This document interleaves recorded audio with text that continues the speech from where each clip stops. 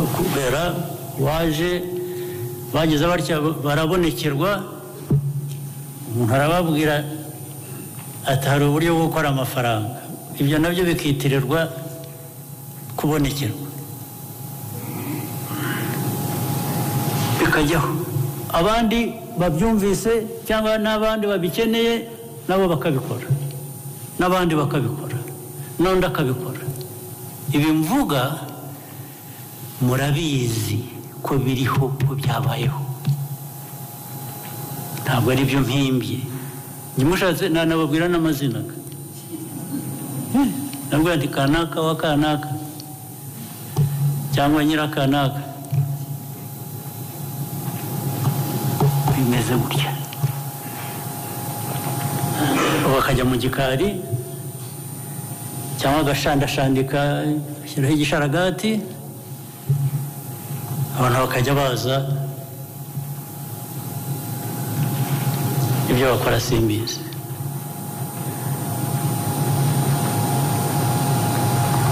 abandi hari byose birimo wenda ku inyungu z'amafaranga ariko hari n'ibindi udashobora no kumva niba binarimo n'inyungu z'amafaranga ariko bikorwa ukuntu uzi kubwira abantu ukajya mu bantu ukababwira ngo murabizi nimuze mujye mu nyoboke narabonekewe nabwo ko bizagenda bitya mujye mwurira ibiti mujye mu mashami yabyo kubera ko igihe wazamutse ubwo buri hafi n'Imana ubwo wazamutse wagiye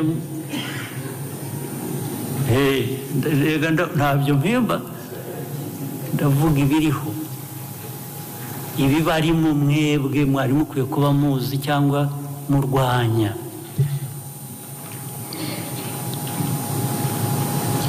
abandi bagashora abantu mu buvumiro caves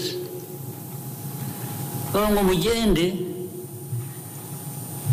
nimugera iyo ngiyo kure wumva umwuka utangiye guhera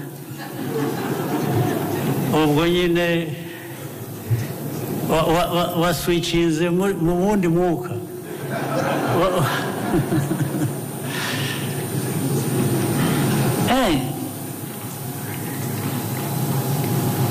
bityo bigakorerwa abantu magana ibihumbi hirya no hino mu gihugu cyanyu muyoboye mwebwe baba b'amadini baba bo muri leta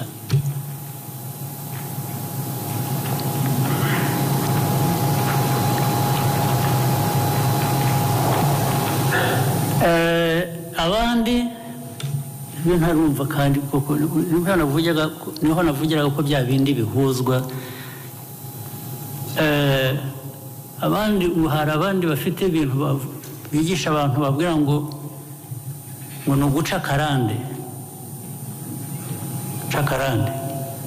ni ukuvuga ngo ni ugutandukanya imiryango ugatandukanya abana n'umuryango bagatandukanya rimwe na rimwe umugabo n'umugore ibyo byabaye hehe usibye ko niba hari n'ahandi byabaye hano mu byemerera igihugu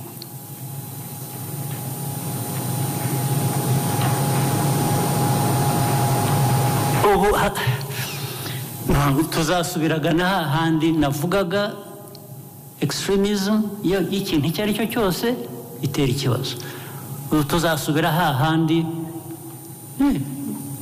hongere babwire abantu batabaze abantu barebare nibo begereye Imana kurusha twebwe bagufi abo dufite ikibazo ubu ni ukuvuga ngo batureba gutya bakumva ko dukwiriye gupfa ko byabaye si kitabigarura n'iki muri aho mwemera ibintu nk'ibi mutekereza muri kitabigarura ni iki? Mwaje aha mwaje gushimira ibi ngibi mufite se? Mwaje gushimira iyo mico? Mwemereka bajyamo abantu bose bagahinduka. Ariko se ko nahize ko abantu twese Imana nyine yaduhaye n'ubwonko dutekereza. Erega yabuguhaye ngo nugira ikintu umuntu kubwira ikintu kibi cyangwa guha ikintu kibi uvuga uti ubanza ubaze. Koresha ubwonko unabaze. Uvuga utari ku iki ibimbwira ni ibiki? Bimfitiye inyungu ki cyangwa bigufitiye inyungu ki? Ariko ntabwo ari kugutamika ikintu cyose ukamira. Byashoboka bituma abantu bazima, abantu banyuze mu bintu nk'ibyo mwanyuzemo. Abantu twageze mu bintu nk'ibyo twanyuzemo. How do we entertain such a nonsense?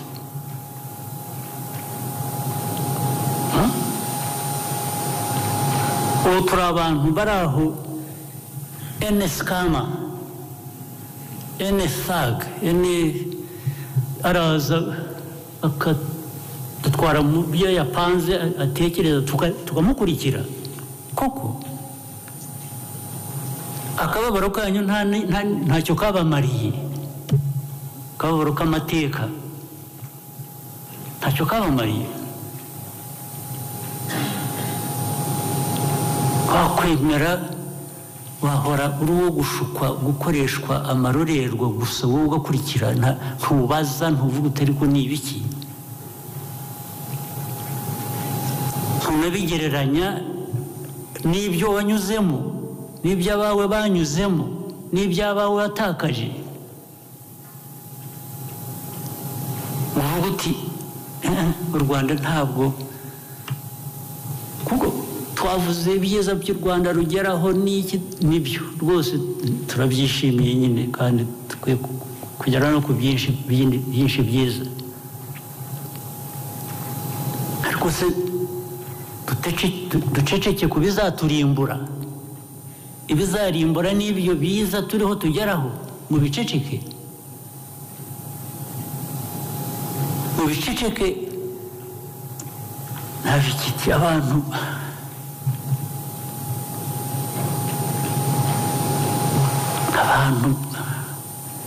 b'amabandi bazi babayobore, babatware. Erega ibi navuga, ibimaze kuvuga natangagaho ingero. Hari abatakaje ubuzima muri byo, hari abantu bapfa, hari abantu bagwa muri ubwo buvumo, hari abantu bagwa mu kubabwira ngo iyo yari afite indwara ntiyivuze, uwo ngo azamuvura, yabanje akivura se nawe kwaba arwaye. Ahubwo ukabyemera, ukabyemera. Ifuru comes to you and tells you, mfite ububasha nahawe n'Imana, ndagukiza. Wabanje ukikiza wowe, umerewe neza, ujya gukora ibyo ngibyo. How do you accept this nonsense, you Rwandans, honestly? How do you entertain this rubbish? How? How? Mwebwe bicaye hano, mwebwe bayobozi, how do you entertain it? Maze rero ubanza amateka yacu yaradusizemo imvune tutanazi, tutumva. Ubanza tugomba kuba dufite depression hari muri society, cyangwa ikituma abantu nabyo niba ari ikibazo tuzashakira umuti. You can't be there to accept everything and anything. You must question, you must say why, what, how.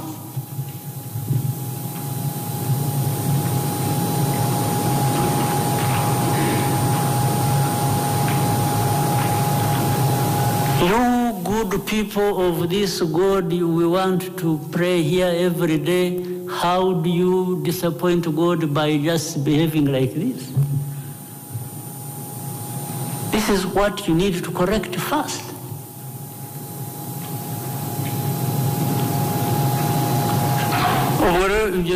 You mbona kuri social media ukabona byanditse ngo nungu ibintu ngo bavuta abantu babiri leta itangiye gufunga ngo za church hagira umubaza atari ko abangwa kengo nibyo ngo ntabwo zikoye kuba ziriho ngo ariko ukuntu bazifunga cyose buvuga iki? Honestly, what it's no longer what now it has become how ukuntu bagomba kubabembereza mu Giswahili kubembereza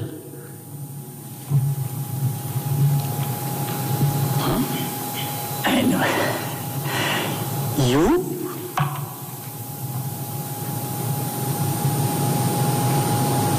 oh my God.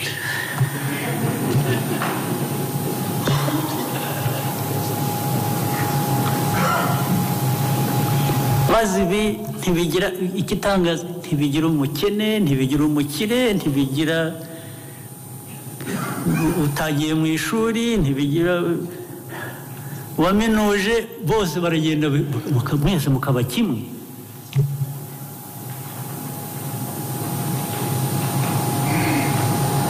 Bose twarozwe kungana iki? Twarozwe kungana iki?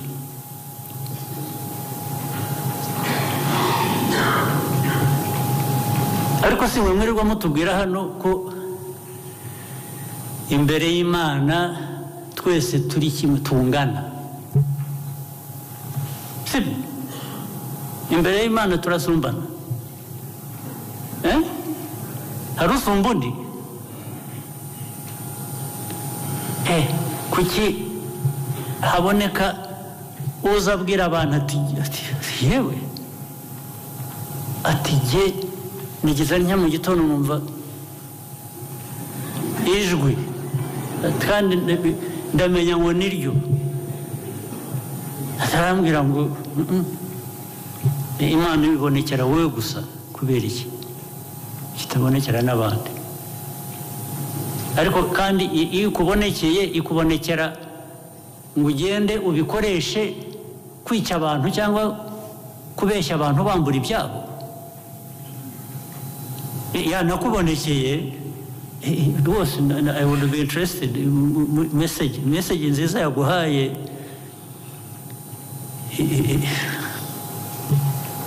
tugirira neza twese iyo so wayanga ninde. Ariko ubonekerwa ujye kuroha abantu gusa, ubonekerwa ubabwira ko badakwiriye kurya, ubonekerwa ko badakwiriye kugira gutya, ubonekerwa ko badakwiye kwivuza, ubonekerwa ubabwira ngo ukavuga ngo watumwe nande, watumye ibyo ngibyo ninde. Usibye n'Imana n'umuntu muzima ko tabituma ngo bajye kubikora. Umuntu muzima ntiyatuma undi ngo ajye gukora ibintu nk'ibyo. Noneho washyizeho wongereho ko watumwe n'Imana.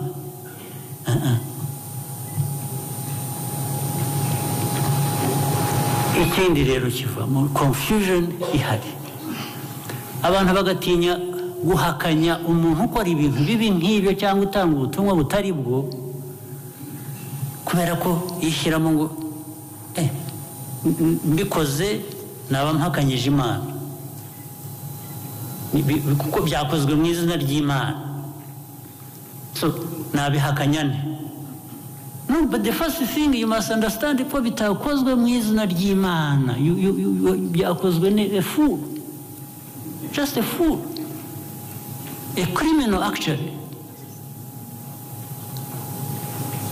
If you are a criminal, if you are a fool, you can't act in the name of the powers that we want to believe in. You can't.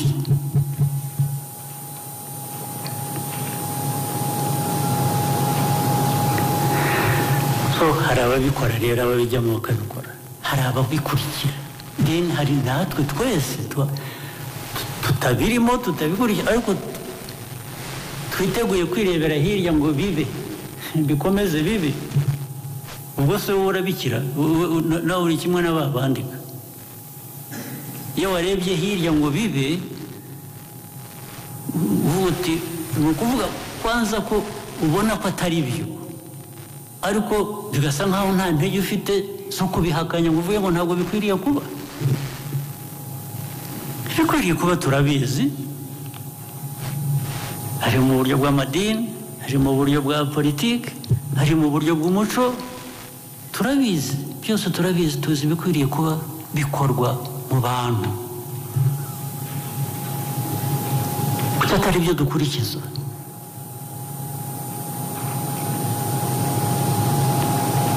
abantu barihisha inyuma Imana gukora amarorerwa mukabihorera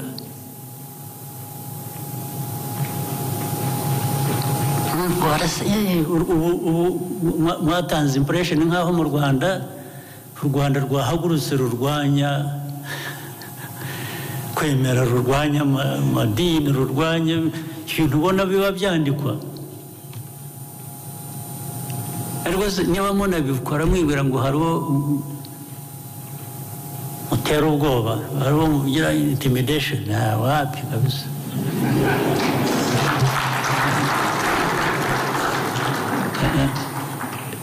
ibyo murabizi kandi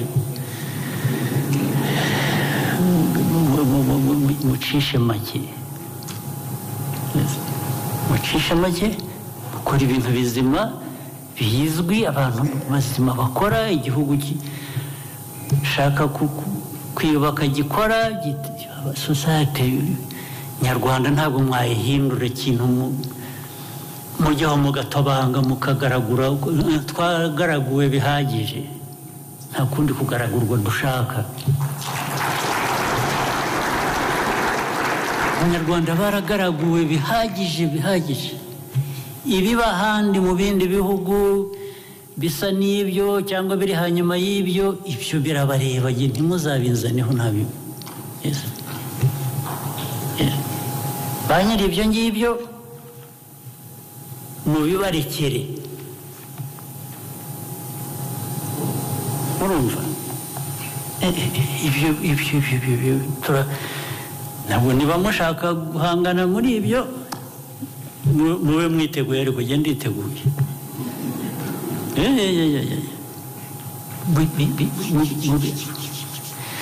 aba bantu birirwa